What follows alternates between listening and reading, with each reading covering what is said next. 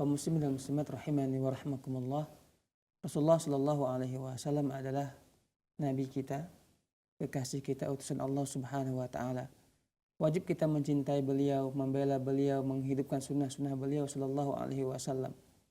Maka ketika ada orang yang menghina Nabi Muhammad, kita wajib marah. Wajib kita marah dalam arti kata marah yang tidak menimbulkan kemudaratan.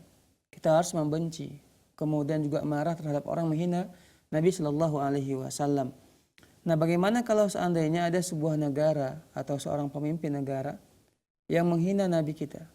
Tentu pertama kita harus marah dan murka, membenci orang tersebut karena menghina Nabi Shallallahu Alaihi Wasallam. Nah, apakah kita boleh memboikot produk-produk yang mereka keluarkan, yang mereka produksi?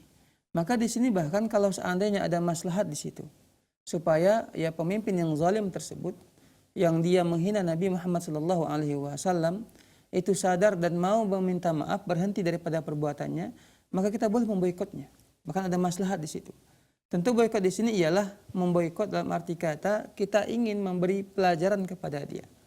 Ya alhamdulillah memang ternyata terbukti ketika negara-negara Islam seperti negara Timur Tengah, kemudian juga Indonesia, karena marah karena ya pemimpin sebuah negara tersebut yang kafir tersebut menghina Nabi Muhammad sallallahu alaihi wasallam, kemudian mereka memboikot ya produk-produk dari negeri dia, maka perekonomian mereka pun akan goyah, mempengaruhi perekonomian mereka, mempengaruhi pemasukan mereka. Berarti ada pengaruhnya. Maka di sini kita boleh untuk memboikotnya. Nah, maka ada juga memang ya perbedaan pendapat antara sebagian orang tentang masalah ya kalau memboikot itu adalah hak daripada pemimpin atau pemerintah.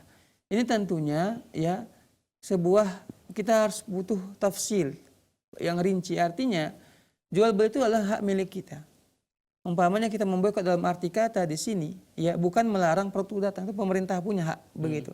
Ketika pemerintah punya hak, umpamanya ada produk dari negara ini masuk ke negara kita, itu hak daripada pemerintah. Kita nggak bisa melarang. Tapi membeli ataupun tidak itu merupakan hak kita.